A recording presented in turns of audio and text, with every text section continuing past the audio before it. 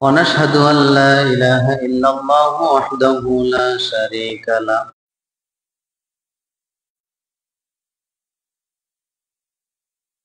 عليه وسلموا تسليما اللهم صل على محمد وعلى آل محمد كما صليت على مجيد اللهم بارك على محمد وعلى آل محمد كما باركت على إبراهيم وعلى آل إبراهيم إنك حميد مجيد সকল প্রশংসা সে আল্লাহ পাকের।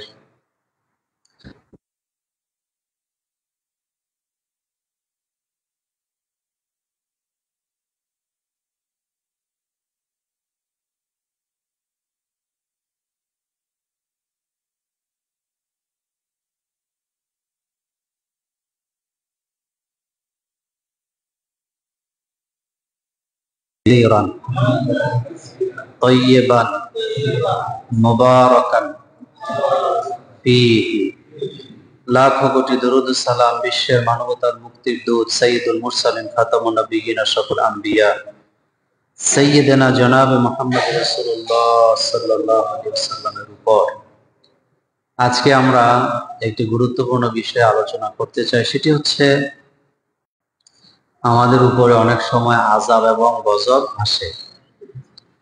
এই আযাব আর গজবকে পৃথিবীর কিছু মিডিয়া এটাকে প্রাকৃতিক দুর্যোগ এই কথাটা তারা ব্যবহার করে। এই কথাটি শিরক। পৃথিবীর বা প্রাকৃতিক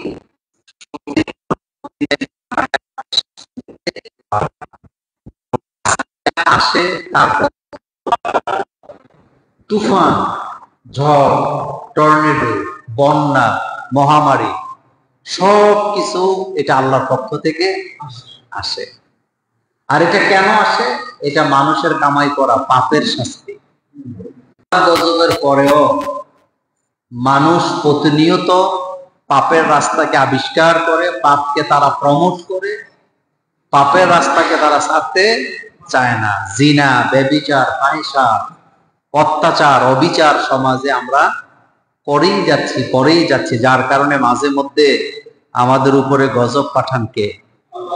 আল্লাহ রাব্বুল আলামিন গজব দেন। যুগে যুগে আল্লাহ এটা দিয়েছেন মানুষকে সতর্ক করার জন্য। একটা পরিবার খুব সুন্দর চলছে, কিন্তু পরিবারের মধ্যে হঠাৎ বিপদ নেমে আসে। নেমে আসার পরে আমরা অনেক সময় অনুধাবন করতে পারি না যে এটা কেন আসছে, অথচ বুঝা উচিত।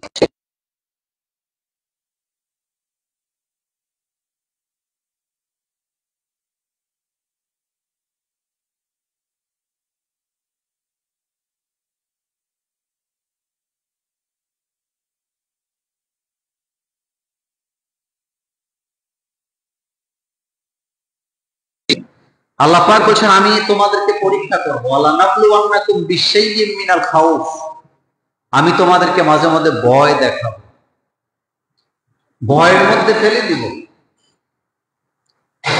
তোমাদের সম্পদের ক্ষতি করব, তোমাদের সন্তানের ক্ষতি করব, তোমাদের জানের মালের কি করব?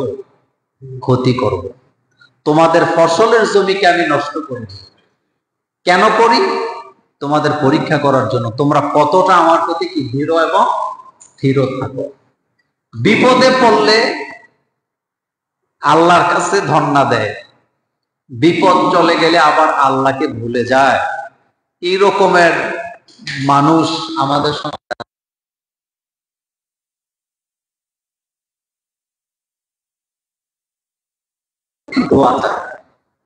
কিন্তু নিজে নামাজ পড়ে না, এরকম নাই? এটা খুবই ধোঁকাবাজি আল্লাহর সাথে। বিপদে পড়ছে, এখন আল্লাহকে ডাকতেছে, বিপদ চলে গেলে আল্লাহর কথা মনে থাকে না, আল্লাহকে ভুলে যায়। অভাবে ছিল, আল্লাহকে খুব ডাকতো, দান সদাকা করতো। অভাব মুক্ত হয়েছে, এখন আর আল্লাহর কথা কি নাই, মনে নাই। মনে করতেছে আমার সম্পদ এগুলো আমার পরিশ্রমের কামাই করা। অথচ আল্লাহ পাক বলছেন আমি যদি তোমাকে না দেই, তোমাকে দেওয়ার ক্ষমতা কারো। ছেলে, মেয়ে, সম্পদ, যৌবন, কে দেয়? সম্মান কে দেয়? সম্মানিত হওয়ার পরে আল্লাহকে ভুলে যায়, অহংকার। মনে করে আমার যোগ্যতা দিয়ে আমি সম্মানিত হয়েছি। পৃথিবীতে অসংখ্য মানুষ যোগ্যতা ছাড়াও সম্মান এটা দেয় কে? আল্লাহ। দেখেন হযরতে বেলাল রাদিয়াল্লাহু তাআলা আনহু, তখনকার সময়ে তিনি একজন ক্রীতদাস। সমাজের অবস্থায় যদি তাকে আপনি হিসাব করেন, তিনি কোনো ব্যবসায়ীও ছিলেন না, তার একটা নিজের বাড়িও নাই ছিল। আরেকজনের বাড়িতে ক্রীতদাস হিসাবে, বিকৃত ক্রীতদাস, অর্থাৎ তাকে বিক্রি করা হচ্ছে উমাইয়ার কাছে। কিন্তু আপনারা বলেন তো, ঈমান আনার কারণে বেলালের দাম বেশি না উমাইয়ার দাম বেশি? বেলাল। বেলাল নাম শুনলেই মানুষের কাছে একটা ভালোবাসার কি, আশ্চর্য হবেন। বেলালের কণ্ঠ এত সুন্দর ছিল, যার কারণে তুলনামূলক ভাবে আফ্রিকার মানুষের কণ্ঠ কি অনেক সুন্দর। আপনি নেটে ঢুকলে দেখবেন আফ্রিকার কারীদের কণ্ঠ, মানুষগুলা কালো কিন্তু কণ্ঠগুলা অসাধারণ। আল্লাহু আকবার। তাদের কণ্ঠে তেলাওয়াত শুনলে মনে হয় যেন আকাশ থেকে কোরআন নাযিল হচ্ছে। এই মর্যাদা কে দেয়? আল্লাহ পাক। তাহলে বিপদ আসে আমাদের পাপের কারণে, আমরা পাপ ছাড়ি না। একটা সমাজে তখনই বিপদ আসে যখন সমাজের লোকেরা জিনা, ব্যভিচার, ধর্ষণ, হত্যা, জুলুম, অত্যাচার, এমনকি মানুষের হক নষ্ট করা শুরু করে দেয়। তখনই নেশা করে, তখন ওই সমাজে গজব দেখে। আল্লাহ রাব্বুল আলামিন বলছেন, যহারাল ফাসাদু ফিল বাররি ওয়াল বাহরি বিমা কাসাবাত আইদিন নাস। স্থলে এবং জলে যে বিপর্যয় আসে, এগুলা সবই মানুষের কামাই করা। মানুষের পাপের শাস্তি হলো স্থলে এবং জলের বিপদ। এটা যুগে যুগে আসছে। এটা এক এক নবীর আমলে আল্লাহ পাক এক এক ধরনের গজব এবং বিপত্তি দিয়েছেন। নূহ আলাইহিস সালামের সময় আল্লাহ পাক বন্যা দিলেন। কি দিলেন? বন্যা। লোকেরা ঠাট্টা করলো যে বন্যা হইলে কদ্দুর হবে, আমরা পাহাড়ের উপরে চলে যাব। হযরত নূহ আলাইহিস সালাম বলেন পাহাড়ও ডুবে যাবে। কয় পাহাড়ের উপরে বড় বড় গাছ আছে, গাছের উপরে উঠব। তিনি বললেন গাছও ডুবাই দিতে পারে কে? তখন তারা ঠাট্টা করে বলল, গাছও যদি ডুবে যায় তুমি কি বাঁচবা? তুমিও তো মরে যাবে। অথচ নূহ আলাইহিস সালামকে বাঁচাইছেন কে? আল্লাহ। আল্লাহ পাক। শুনেন, যার হায়াত আছে সে কখনো মরে না। আপনি ইন্ডিয়াতে একটা বিমান, বিশাল বোয়িং 787, বিশাল এক বিমান দুর্ঘটনা ঘটল, দেখছেন না আপনার? উড্ডয়নের 10 সেকেন্ডের মধ্যে বিপদে পড়ছে, মাটিতে আসার সুযোগও পায়। বিমানটি প্রথমে একটা বিল্ডিং এ পড়ছে, এটার থেকে স্লিপ খেয়ে আরেকটা বিল্ডিং এ গেছে, ওইটার থেকে আরেকটা বিল্ডিং এ গেছে। পুরা বিমানে জ্বালানি ভর্তি ছিল, মাত্র উড্ডয়ন হয়েছে, এখনো জ্বালানি খরচ হয়নি। যত লোক ছিল সব মারা গেছে। অসংখ্য দেহ খুঁজে পাওয়ারও সুযোগ, কিন্তু এখান থেকে একজনকে বাঁচায় দিছে কে? আপনি কি চিন্তা করতে পারেন? একটা বিমানের একটা অংশ বাকি নেই, জলে ছারখার হয়ে গেছে। আবার দেখেন বিমানই ছিল না, দুপুর বেলা ভাত খাইতে বসছে হোস্টেলের মধ্যে ছাত্ররা, মেডিকেল কলেজের একটা হোস্টেল। এরা তো বিমানে উঠে নাই, এরা দুপুর বেলা লাঞ্চ করতে বসছে, এদের মধ্য থেকে মারা গেছে। তারা কি জানতো? তারা কি জানতো যে এখানে খাইতে বসলে আমরা মারা যাব? কেউ যদি জানতো এই বিমানে উঠলে আমরা মারা যাব, তারা কি বিমানে উঠতো? আরো আশ্চর্য হবেন, একটা পরিবার, 3টা সন্তান, মা এবং বাবা, কয়জন হয়েছে? বাচ্চাদেরকে ইংল্যান্ডের উন্নত মানের স্কুলে লেখাপড়া করাবে, এই উদ্দেশ্যে ইংল্যান্ড চলে যাচ্ছেন এরা। বাচ্চাদেরকে নিয়ে ওখানে পড়ালেখা করাবে, পুরা ফ্যামিলি বিমানে উঠেও সেলফি পোস্ট করছে, কিন্তু যাইতে পারছে? তারা কি জানতো যে এখানে গেলে তারা মারা যাবে? আপনি যদি জানতেন যে সামনে আপনার বিপদ, আপনি কখনো এক পা সামনের দিকে দিতেন না। এটা একমাত্র জানেন কে? তাহলে জীবন মরণ এটা কার হাতে? এই ফয়সালাটা কার?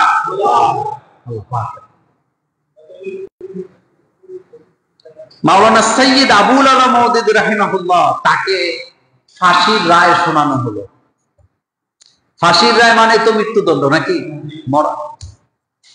তিনি ফাঁসির রায় শোনার পরে আদালতে দাঁড়িয়ে বলেছিলেন, মৃত্যুর ফয়সালা আকাশে হয়, মৃত্যুর ফয়সালা জমিনে হয় না।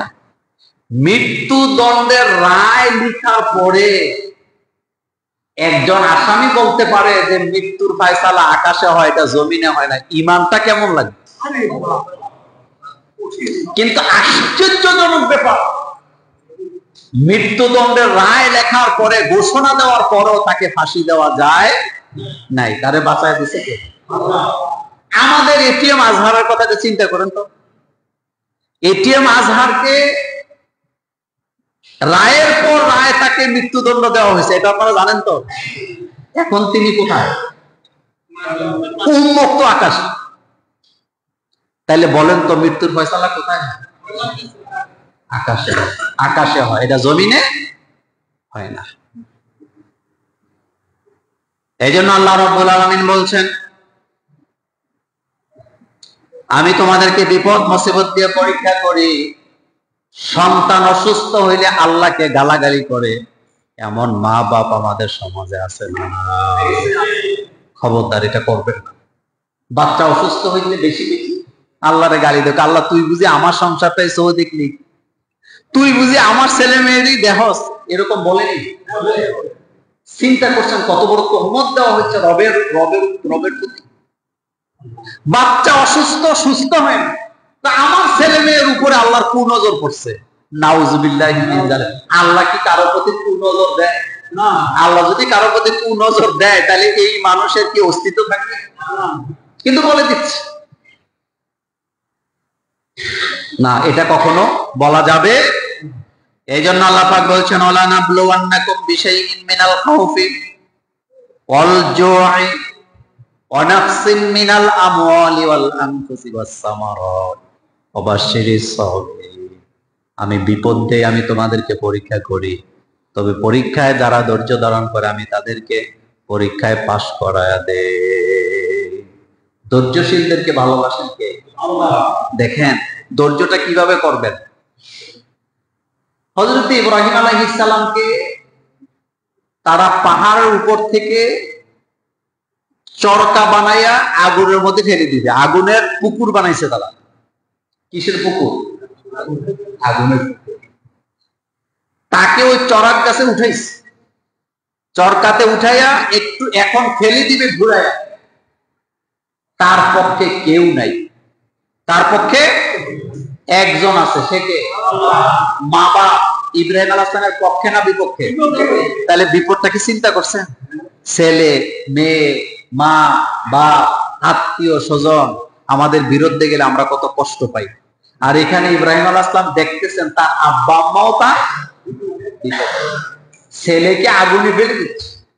তিনি একা, তিনি একা।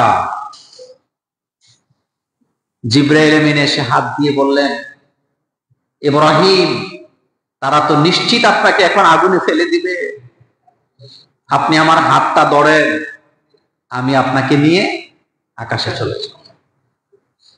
হযরত ইব্রাহিম আলাইহিস সালাম সাফ জানায় দিলেন, ও জিবরাইল, তুমি আমাকে হাত দেওয়ার কোনো প্রয়োজন না, আমি তোমার হাতে ধরবো না, কারণ আমি তো কোনো অন্ধ খোদার গোলামি করি না, আমি তো কোনো অন্ধ বয়রা রবের গোলামি করি না। আমি যার জন্য আগুনে পড়ে যাচ্ছি আমার রব নিশ্চয়ই আমাকে দেখছে, আমার রব আমাকে দেখছেন। সুবহানাল্লাহ, তিনি আমাকে দেখতেছেন। আমার অবস্থা আমার চেয়ে তিনি অনেক বেশি ভালো জানেন। সামিআল্লাহু লিমান হামিদা। সামিআল্লাহু লিমান, আমরা যে প্রশংসা করি, আমাদের প্রশংসা শুনে কে? আল্লাহ। আল্লাহ রাব্বুল আলামিন বললেন, আমার ইব্রাহিমের এই কথা আমার উপরে দায়িত্ব চলে আসলো, আমি আমার ইব্রাহিমকে বাঁচাবার দায়িত্ব নিলাম। আমি তখন বললাম, ইয়া না, ও আগুন তুমি ঠান্ডা হয়ে যাও। বারদা ওয়া সালামান আলা ইব্রাহিম, আমার ইব্রাহিমের জন্য ঠান্ডা হয়ে যাও।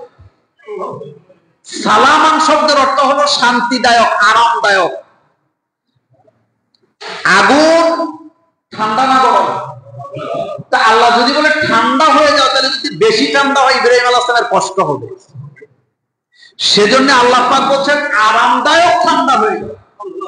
হযরত ইব্রাহিম আলাইহিস সালাম আগুনে পড়লেন, ঘুম দিলেন একটানা 40 দিন। সুবহানাল্লাহ ভাই, সুবহানাল্লাহ। কয় দিন? খবর নাই, ঘুমাইতেছে এক ঘুমে 40 দিন। 40 দিন পরে এখান থেকে বাইরে হয়েছে। যারা তাকে আগুনে ফালাইছেন তারা তো মনে করেছেন ইব্রাহিম জলে পড়ে ছারখার হয়ে গেছে, কিন্তু ইব্রাহিম আলাইহিস সালামকে বাঁচায় দিলেন কে? তিনি মৃত্যুর আগ পর্যন্ত আল্লাহর প্রতি ঈমান হারায় নেই। সামান্য বিপদে আল্লাহকে ভুলে যায়, সামান্য বিপদে নৈরাশ হয়ে যায়। নৈরাশ হওয়া যাবে না, সর্ব অবস্থায় বলতে হবে আলহামদুলিল্লাহ। গজব আযাব এটা আসবে। রাসূল কারীম সাল্লাল্লাহু আলাইহি ওয়াসাল্লাম কাবার ছায়ায় শুয়ে আছেন হেলান দিয়ে, কাবা ঘরের দেয়ালের সাথে। হযরত খাব্বাব রাদিয়াল্লাহু তাআলা আনহু গিয়ে বলতেছেন, আলা তাদউ লানা আলা তাস্তানসিরু লানা ইয়া রাসূলুল্লাহ সাল্লাল্লাহু আলাইহি ওয়াসাল্লাম, ও রাসূল, আমাদেরকে হত্যা করা হয়, আমাদেরকে মারা হয়, আমাদেরকে জীবিত আগুনে ফেলে দেওয়া হয়, আমাদের বাড়িঘরকে জ্বালায় দেওয়া হয়। আলা তাদউ লানা, আপনি কি আমাদের জন্য দোয়া করবেন না? আলা তাস্তানসিরু লানা, আপনি কি আল্লাহর কাছে আমাদের জন্য সাহায্য চাইবেন না? আমরা মুসলমানেরা তো ধ্বংস হয়ে যাচ্ছে। কথাগুলি বলতেছেন হযরতে খাব্বাব রাদিয়াল্লাহু তাআলা আনহু। কাকে বলতেছেন? মুহাম্মাদুর রাসূলকে। আমরা তো শেষ হয়ে যাচ্ছি। পা থেকে চিরে চিরে কোমর পর্যন্ত চিরে দেহটাকে দেওয়ার পর থেকে এক চুল নড়াচড়া করতো না। আল্লাহু আকবার। ঈমান আনছি বলি আমরা, কতদূর ঈমান আনছি?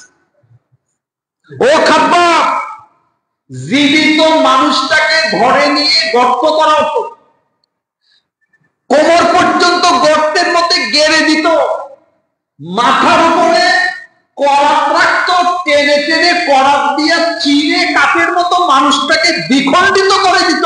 এরপরও তারা ঈমান থেকে এক পা সরে যেত। আপনি আমি পারবো? বলা সহজ, করে দেখা পারবেন না। আপনাকে আমাকে নিয়ে যদি কোমর পর্যন্ত গেড়ে দিয়ে মাথার উপরে করাত রেখে যদি চিরা হয়, ঈমানের পথে থাকবো না ছেড়ে দিব? অসংখ্য বাংলাদেশের ছেলে মেয়েরা পয়সার নেশায়, আরাম আয়েশের নেশায় পাশ্চাত্যের দেশে গিয়ে, ইউরোপে, আমেরিকা গিয়া অসংখ্য ছেলে মেয়েরা খ্রিস্টান হয়ে যাচ্ছে, ইহুদি হয়ে যাচ্ছে। একথা সত্য না মিথ্যা? আমি আরেকদিন এই জুমাতে বলেছিলাম, বিদেশে ছেলে মেয়েকে লেখাপড়া করাতে পাঠাইন না। হ্যাঁ পাঠান, মক্কা ইউনিভার্সিটিতে, মদিনা ইউনিভার্সিটিতে, জামিয়া আজহারে পাঠান, ইসলামিক ইউনিভার্সিটি মালয়েশিয়াতে পাঠান, আমাদের কোনো আপত্তি। কিন্তু এমন জায়গায় আপনি পাঠাইয়েন না যে জায়গায় পাঠাইলে আপনার ছেলেটা, আপনার মেয়েটা খ্রিস্টান হয়ে যায়, ইহুদি হয়ে যায়। আমাকে একজন বললেন তার নিজের ছেলে ইহুদি হয়ে গেছে, সে জানেই না। এই লোভ লালসা আমাদের মধ্যে আছে কি? তাইলে চিন্তা করে, একজন ঈমানকে ঠিক রাখার জন্য করাত দিয়ে চিরা হলেও সে এটা ছাড়ে না, ঈমান থেকে বিচলিত হয় না। আরেকজন সম্পদের লোভে ঈমানকে কি করে? বিক্রি করে দেয়। টাকা দরকার, সম্পদ দরকার, আরাম আয়েশের দরকার। আর আমি বাংলাদেশে নামাজে ঢুকি, মসজিদে সেজদা দিচ্ছি, আর মানুষের কাছে অহংকার করে বলছি আমার ছেলে অমুক দেশে থাকে। এরকমের অহংকারে আছে কি? অথচ রাসূল কারীম সাল্লাল্লাহু আলাইহি ওয়াসাল্লাম খারাপ জায়গাতে মুমিনদেরকে সফর করতেও নিষেধ করেছেন। আল্লাহ রাসূল কোন জায়গা দিয়ে যেতে লাগলে জিজ্ঞেস করতেন এই জায়গার নাম কি। লোকেরা বলতেন এই জায়গার নাম তো এই জায়গা। আল্লাহ রাসূল তখন বলতেন এই জায়গাতে অতীতে আল্লাহর গজব নাজিল হয়েছে, সুতরাং এই জায়গায় তোমরা ধীরে চলো না, দ্রুত এই জায়গা কি করো, পার হয়ে যাও। সুবহানাল্লাহ বলবেন না? আল্লাহ রাসূল যেই জায়গাতে গজব নাজিল হয়েছে ওই জায়গা আসতে যাইতেন না জোরে যাইতেন? আর আমরা গজবের জায়গার মধ্যে যাই সম্পদের আশা। এই অভ্যাস আমাদের মধ্যে আছে। ছেলে বিদেশে পড়াইতে হবে, মেয়েকে বিদেশে পড়াতে হবে। ঈমান আমরা বিক্রি করি। ঈমান আমরা কি করি? বিক্রি করি। আল্লাহ রাসূল বলেন, খাব্বাব শোনো, এমন একদিন আসবে সানা থেকে হাজরামাউত পর্যন্ত লোকেরা দলে দলে সফর করবে, একজন মেয়ে রাতের আধারে একা সফর করবে, এতটা নিরাপত্তা পাবে, নারী ধর্ষিত হবে না, সম্পদের জন্য মানুষ কখনো মানুষকে খুন করবে না। এই দৃশ্য রাসূলুল্লাহর যুগে, সাহাবাদের যুগে ছিল নাকি ছিল না?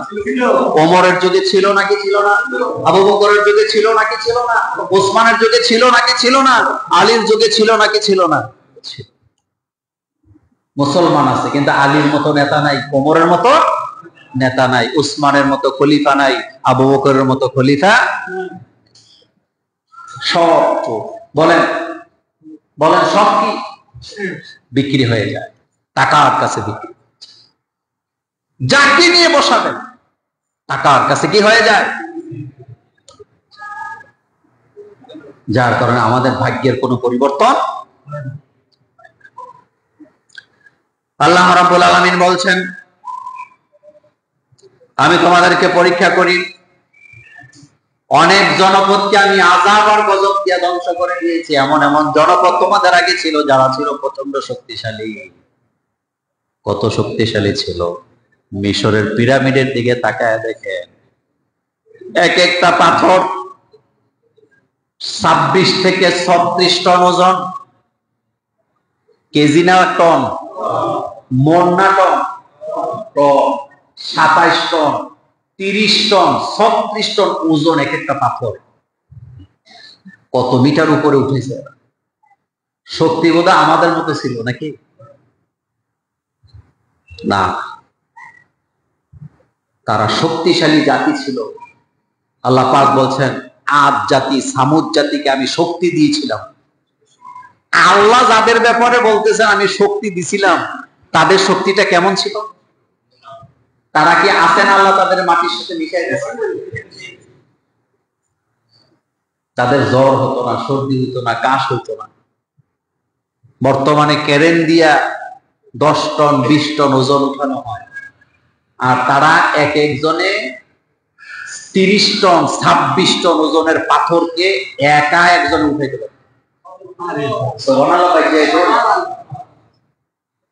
কতটা শক্তি ছিল তাদের! রানী বিলকিসের কর্মচারীদের অবস্থা এমন ছিল, শক্তিশালী ছিল। তারা অহংকার করে বলতেন রানী বিলকিসরে যে, ম্যাডাম, হুকুম করার দায়িত্ব আপনার, আর কাজের আঞ্জাম দেওয়ার দায়িত্ব আমাদের। যত কঠিন কাজই হোক না কেন আপনি শুধু হুকুম করবেন, আমরা সেই কাজটা করে দেব। হযরত সুলাইমান আলাইহিস সালামের বাহিনীকে আল্লাহ পাক এতটা শক্তি দিয়েছিলেন, সুলাইমান আলাইহিস সালামের কর্মচারীরা ছিল জিন জাতি। সুবহানাল্লাহ বাড়ি যে কি জাতি? কর্মচারীরা জিন ছিল। সুলাইমান আলাইহিস সালামের রাষ্ট্রীয় কর্মচারীরা সবাই কি ছিল? জিন ছিল, শক্তিশালী ছিল। তাদেরকে দিয়ে তিনি কাজ করাতেন। ওই ব্যাপারে আরেকদিন আলোচনা করব। তো বলতেছিলাম, পৃথিবীতে আযাব গজব এটা মানুষের হাতের কামাই করা, এটা আমাদের হাতের কামাই করা। আমাদের কারণে আমরা আযাবে গজবে। যুদ্ধ, বিদ্রোহ পৃথিবীতে আছে নাকি নাই? অস্ত্র বানাইছে মানুষ মারার জন্য। এই পৃথিবীতে ক্ষমতার জন্য সব সময় মানুষকে কি করছে? তারা হত্যা করছে। ফেরাউন, নমরুদ নাই, কিন্তু তাদের বংশধরেরা এখনো কি যুগে যুগে তারা হত্যা করেছে। তো বিশাল আলোচনা ছিল, সবটা করতে পারবো না, কয়েকটি কথা বলে দিই। একটি গুরুত্বপূর্ণ হাদিস আমি আপনাদের সাথে শেয়ার করব। তিরমিজির হাদিসে একটি হাদিস এসেছে, হযরত আবু হুরায়রা রাদিয়াল্লাহু তাআলা বর্ণনা, একটি বড় লম্বা হাদিসে আসছে, রাসূল কারীম সাল্লাল্লাহু আলাইহি ওয়াসাল্লাম বলেছেন, কিয়ামতের আগে কিছু অযোগ্য শাসক তারা ক্ষমতায় বসবে। কিয়ামতের আগে সমাজের কিছু চিত্র এমন অবস্থা হবে যেগুলা দেখলে তোমরা বুঝতে পারবা কিয়ামত অতি নিকটবর্তী। নিকটবর্তীটা কত সেটা পরে বলবো, আগে শুনেন। রাসূল কারীম সাল্লাল্লাহু আলাইহি ওয়াসাল্লাম বলেছেন, মানুষেরা যখন রাষ্ট্রীয় সম্পদকে নিজের সম্পদ মনে করবে তখন বুঝতে পারবা কিয়ামত নিকটবর্তী। এই অভ্যাস এখন আমাদের মধ্যে আসেনি? রাষ্ট্রীয় সম্পদ কখনো নিজের সম্পদ হতে পারে না, এটা জনগণের সম্পদ। শোনেন, চেয়ারম্যান, মেম্বার, এমপি, মন্ত্রী, সরকারি অফিসার, আমলা, কামলা, শাসক গোষ্ঠী, তাদেরকে মনে রাখতে হবে, আপনি যদি কারো সম্পদ মাইরা খান, তাদের কাছ থেকে ক্ষমা না চাইলে আপনি ক্ষমা পাবেন না। এখন 20 কোটি মানুষের সম্পদ যারা মাইরা খাইছেন, তারা কি ক্ষমা আল্লাহর কাছে চাইবো না আগে 20 কোটি মানুষের কাছে চাইবে? তাদেরকে যদি 20 কোটি মানুষ ক্ষমা করে তাইলে তারা ক্ষমা পাবে, যদি ক্ষমা না করে ক্ষমা পাওয়ার কোন রাস্তা। একজন চেয়ারম্যান 15,000 মানুষের চেয়ারম্যান ছিল, তিনি এলাকার সম্পদ মাইরা খাইছেন, উনি ক্ষমা চাইতে হবে আগে কাদের কাছে বলেন?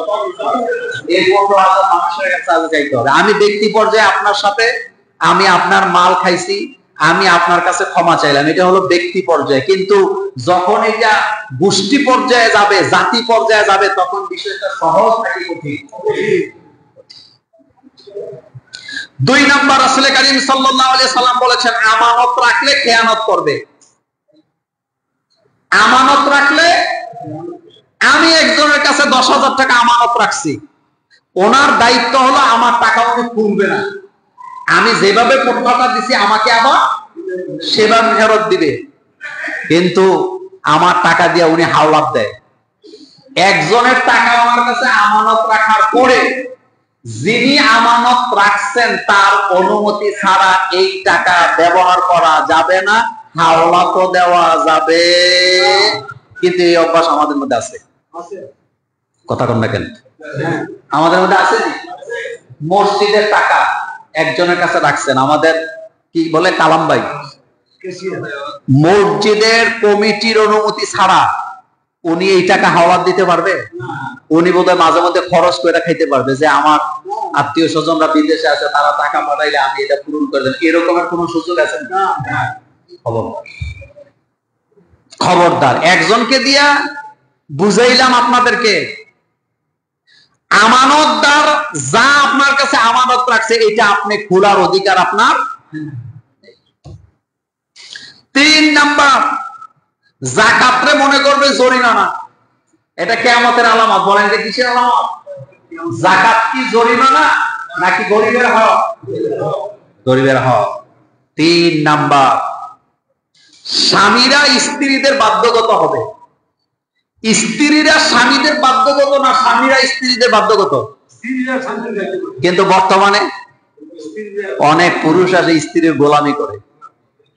বাসের মধ্যে উঠলাম, উঠার পরে দেখলাম এক ভদ্রলোক, তার বউ, তার ছেলে, তার মেয়ে, আর সাথে একটা কুত্তা, তার 2 কাঁধে 2 বস্তা, কোলের মধ্যে কুত্তা। মনোযোগ আছে আপনাদের? কোলের মধ্যে কি?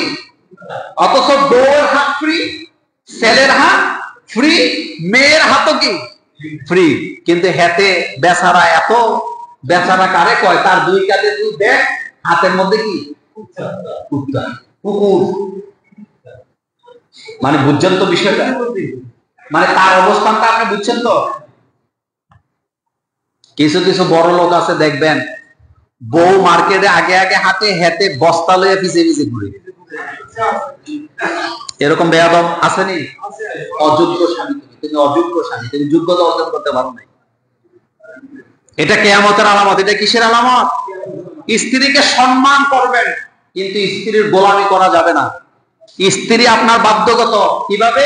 আপনি তাকে মোহরানা দিয়ে বিয়ে করছেন, আপনি তার বরণ পোষণ, খাদ্য, বস্ত্র, বাসস্থান, চিকিৎসা সব আপনি চালান, এই জন্য সে আপনার বাধ্যগত হবে, আপনি তার বাধ্যগত হবেন না।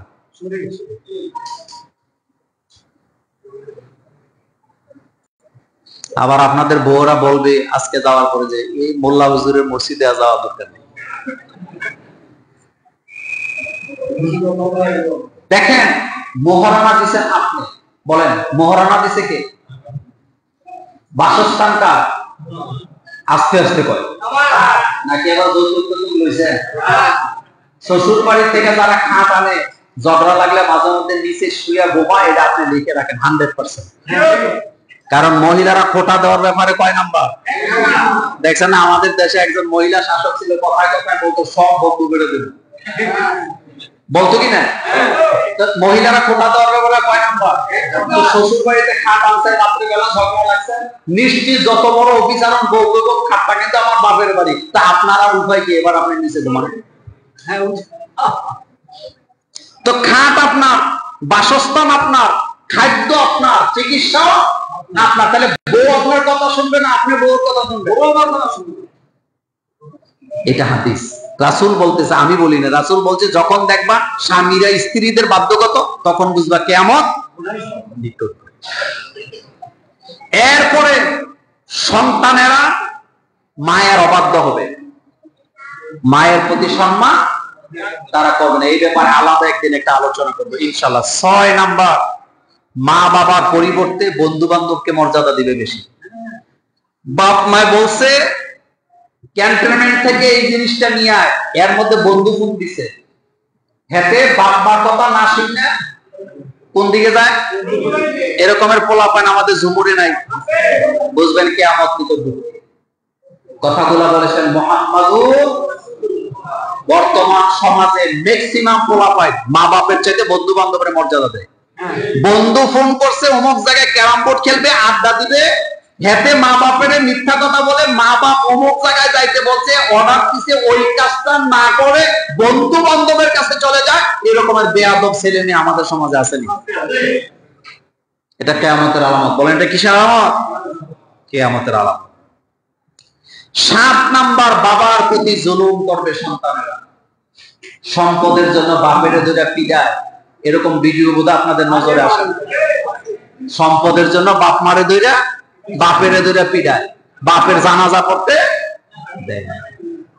এরপরে 8 নাম্বার, নিকৃষ্ট ব্যক্তিদেরকে নেতা বানাবে। বলেন কাদেরকে নেতা বানাবে? মমতাজের মতো লোক আমাদের নেতা হয়েছিল না? কথা আসতে কোন কেন? গায়ে গায়িকা, নায়ক, সংসদের মতো পবিত্র জায়গায় দাঁড়াইয়া দাঁড়াইয়া বাউল গান গাইছে। নির্লজ্জতা কাকে বলে? নির্লজ্জতা কাকে বলে? শিক্ষিত, মর্যাদাশীল, জ্ঞানী, শিক্ষক, ডক্টরেট করা লোক আমাদের দেশে অভাব নাই, অথচ বাজারে গান গাওয়া লোক নাটকের মধ্যে নাচছে। এরপরে কি বলে? আপনার সিনেমাতে অভিনয় করছে। এগুলা নিয়ে কি বানাইছে? নারায়ণগঞ্জের এক মহিলা সংসদ সদস্য হয়েছিল, নাম কি? আইভি রহমান। হ্যাঁ, হেতি আগে কি ছিল? হেতি গেছে সংসদে আমাদেরকে আইন চালাইয়া শিখাবে। রাসূল বলেছেন এই রকমের নিকৃষ্ট লোকদেরকে যখন সমাজে নেতা বানানো হবে, বুঝবা কিয়ামত নিকটবর্তী। আমাদের সমাজে এখন যার টাকা আছে হেতে এখন এলাকা সর্দার, হেতে 14 গোষ্ঠীর মধ্যে কেউ সর্দারি করে নাই, হেতে নিজেও সর্দারি বুঝে না, কিন্তু টাকা আছে, হেতে যা কয় তা দরাকে সরাজ্ঞান করে। এরকমের টাকাওয়ালা আছে এই সমাজে। রাসূল বলছেন এটা কিসের আলামত? কিয়ামতের আলামত। এটা তিরমিজির হাদিস। একটা হাদিসেই কিন্তু বলতেছি, একই হাদিস। এই হাদিসে রাসূল 15টা কথা বলছে। কয়টা? এক একটা নিয়ে 1 ঘন্টা করে আলোচনা করা যায়। এরপরে রাসূল বললেন কোন ব্যক্তিকে সম্মান করা হবে তার অনিষ্ট থেকে বাঁচার জন্য। এটা বুঝেন নাই? একজন সন্ত্রাস, দাগি সন্ত্রাস এলাকায়, হেঁটে যখন রাস্তা দিয়ে হাঁটে, লোকেরা তারে সালাম দেয়, ভাই কেমন আছেন, বলে কি বলে না? আচ্ছা বলেন তো, তারে যে সালাম দিয়ে বলতেছে কেমন আছে, এটা কি তারে সম্মান করে বলতেছে না অনিষ্ট থেকে বাঁচার জন্য? বুঝছেন? এটা কিন্তু খুবই ইম্পর্টেন্ট একটা বিষয়। তার অত্যাচারে লোকেরা অতিষ্ঠ, হেঁটে জমির বালু চুরি করে খায়, রাস্তার টেন্ডার চুরি করে খায়, স্কুলের মধ্যে চাঁদাবাজি করে, হসপিটালের মধ্যে চাঁদাবাজি করে, দেশের মধ্যে লোকদেরকে বাড়ি করতে দেয় না, গাড়ি কিনতে দেয় না, অত্যাচার অবিচার করে, তারে যে দেহেতে কি দেয়? এই সালামটা কেন দিছে? তার অত্যাচার থেকে বাঁচার জন্য, তাকে সম্মান করে দেয়। আরেকটু ক্লিয়ার করি, আমাদের এলাকায় মনে করেন শর্ষিনার পীর অথবা জৈনপুরের পীর, ফুরপুরার পীর, অথবা আপনার কি বলে চরমনার পীর সাহেব হুজুর আসলেন আমাদের এলাকায়। আচ্ছা আপনারা যখন দেখবেন ওনারে কি দিবেন? সালাম দিবেন। আচ্ছা ওনারেও সালাম দিবেন। বাংলাদেশের একজন দাগি সন্ত্রাসী কালা জাহাঙ্গীর, কি জাহাঙ্গীর, এতে আপনাদের এলাকায় আসছে, তারও কি দিবেন? দুইটা সালামের মধ্যে পার্থক্য আছে নাকি নাই? পীর সাহেব হুজুরে সালাম দিয়েছেন মূলত সম্মান করে, যে হুজুরের সাথে যেন কোনো বেয়াদবি না হয়, কিন্তু ডাকাইতরারে কি লিখে দিছিলেন?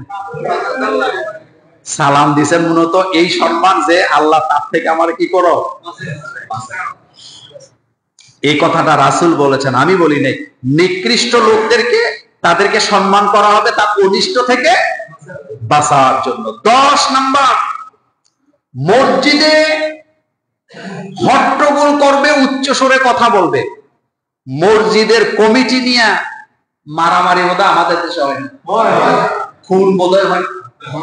আপনাদের এখানে ভালো, এটা তো কমিটি নিয়ে মারামারি নাই আপাতত, আমি জানি না, আমি দেখি নাই, শুনি নাই, কিন্তু অনেক জায়গায় মসজিদ কমিটি নিয়ে দ্বিধাদ্বন্দ্ব আছে। আমাদের কুমিল্লায় সম্ভবত মুরাদনগর থানা অথবা দেবিদ্যা থানার কোন একটা জায়গায় আমি যাচ্ছি, দেখি পুকুরের দক্ষিণ পারে একটা মসজিদ, উত্তর পারে আরেকটা মসজিদ। তা মসজিদ গুলা কি খুব দূরে দূরে নাকি? সম্ভবত মুরাদনগর মাদায়ার কাছাকাছি কোন একটা জায়গায়। কথা কি মনোযোগ আছে? পুকুরের দক্ষিণ পারে একটা মসজিদ, উত্তর পারে একটা, সম্ভবত মাদায়ার কাছাকাছি। হ্যাঁ, এটা দেখে আমি আশ্চর্য হলাম যে এটা কেন ঘটবে। পরে খবর নিয়ে দেখলাম নিজেরা নিজেরা দ্বন্দ্ব কইরা এই পারে একটা ওই পারে একটা মসজিদ। এটা কিয়ামতের আলামত। বলেন এটা কিসের আলামত? এটা কিয়ামতের আলামত। এটা করবেন।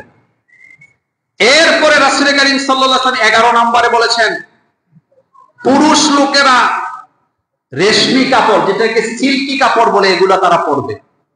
আমাদের দেশের অনেক বড় লোকেরা কি রেশমি কাপড় পরে। পুরুষের জন্য রেশমি কাপড় হালাল না হারাম?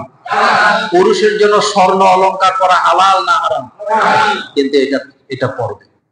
এরকম নেতা আমাদের দেখেন অনেক জায়গায় আছে। এরপরে রাসূল কারীম সাল্লাল্লাহু আলাইহি ওয়াসাল্লাম বলেছেন, প্রকাশ্য মদ পান নেশা করবে তারা, তাদেরকে বাধা দেওয়ার মতো লোক থাকবে না। নেশা জাতিকে উন্নত করে না ধ্বংস করে? মদের ব্যাপারে একদিন আলোচনা করব। পৃথিবীর যত দেশে মদ খাইতো তারা এখন আস্তে আস্তে এটা ছাড়তেছে, কারণ মদ নেশা মেধা শূন্য করে। মেধা কি করে? শূন্য করে দেয়। এরপরে রাসূল কারীম সাল্লাল্লাহু আলাইহি ওয়াসাল্লাম বলেছেন, বাদ্যযন্ত্র নিয়ে পরে থাকবে। কি যন্ত্র নিয়ে? বাদ্যযন্ত্র নিয়ে। তারপরে 14 নম্বরে রাসূল কারীম সাল্লাল্লাহু আলাইহি ওয়াসাল্লাম বলেছেন, তারা নায়ক নায়িকা গায়ক গায়িকা তৈরি করবে। নায়ক নায়িকা গায়ক গায়িকা কি করবে? তারা তৈরি করবে। এরপরে 15 নাম্বার, উম্মতের মধ্যে আগের লোকদেরকে পরবর্তী লোকেরা অভিশাপ দিবে। কি দিবে? অভিশাপ দিবে। তারা বলবে আগের লোকেরা ভালো ছিল না। এরকম বলুন না লোক আমাদের সমাজে নাই, আগের লোকেরা ভালো ছিল না, তুমি ভালো। আমাদের দাদার যুগে জমি জমা বিক্রি হইতো, দলিলও করা লাগতো না। আর এখন দলিল করেও জমি পাওয়া যায় না। কথা কোন না কেন? আগের দিনে জমি চাষতো ভাই জ্যাঠতো ভাইয়ের কাছে বিক্রি করছে, খালি বলছে ভাই যা এটা করে দিয়ে দিলাম, দলিল আছে নি? কিন্তু কোনোদিন যে বলছেন আমি বেশি নাই না। আর এখন জমি বিক্রি করে দলিল করার পরেও জমি পায় না, এরকমের ঘটনা এক দুইটা না, হাজার হাজার। মিয়া সাহেব, এটা কিয়ামতের আলামত। বলেন এটা কিসের আলামত? কিয়ামতের আলামত। সুতরাং বলতেছিলাম আযাব গজব এটা আসে কার পক্ষ থেকে? আল্লাহ পাকের পক্ষ থেকে। আমাদের জুমুরে কোন নেশাকে চলতে দেওয়া যাবে না, এটা আসতে কইছেন। কোন জুয়া খেলতে দেওয়া যাবে না, কারণ নেশাকুর থাকে যেখানে, চুরি থাকে সেখানে। কথা কেন? চোরের কোনো কি নাই। রাজি আছেন আপনারা?